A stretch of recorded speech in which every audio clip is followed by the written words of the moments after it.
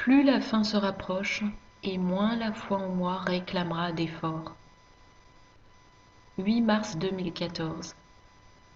Parole du Seigneur à son messager Jim, traduite et lue par Justine. Je ne suis pas un Dieu de fantaisie et divertissement. Mes plans ne seront pas révélés par des jeux de nombres ou des calculs basés sur un calendrier. J'en parle directement aux miens.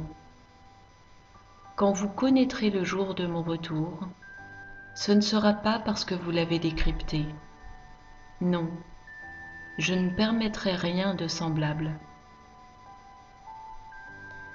Ma fiancée sait quand je viens, parce que je lui en parle.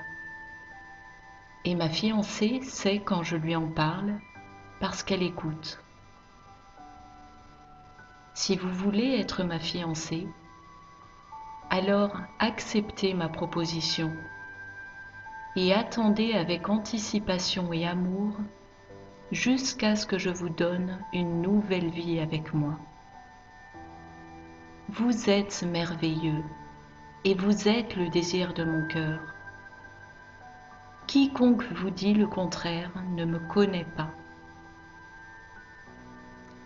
Si vous doutez dans votre cœur que je vous aime, sachez ceci. Je connais tout de vous, toute bonne chose et toute mauvaise chose. Les désirs de votre cœur ne sont pas une surprise pour moi.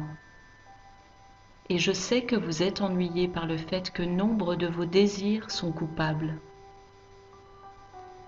Mais cessez de vous faire du souci, car j'ai vaincu le péché.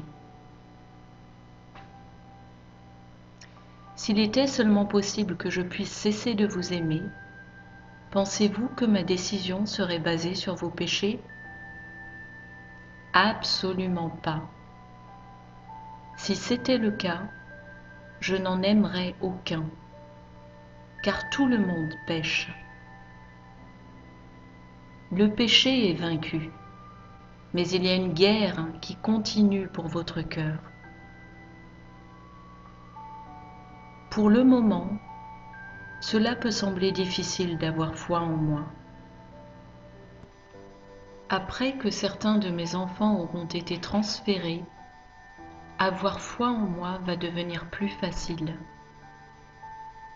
Après l'enlèvement de mon épouse, avoir foi en moi ne réclamera aucun effort. Quand les cataclysmes commenceront, la foi en moi équivaudra au salut. C'est là mon plan pour conduire tous mes enfants à la repentance et à la vie éternelle. Mes paroles sont vérité et mes plans n'échouent jamais. Interrogez-moi vous-même si vous avez des doutes. Je vous parlerai.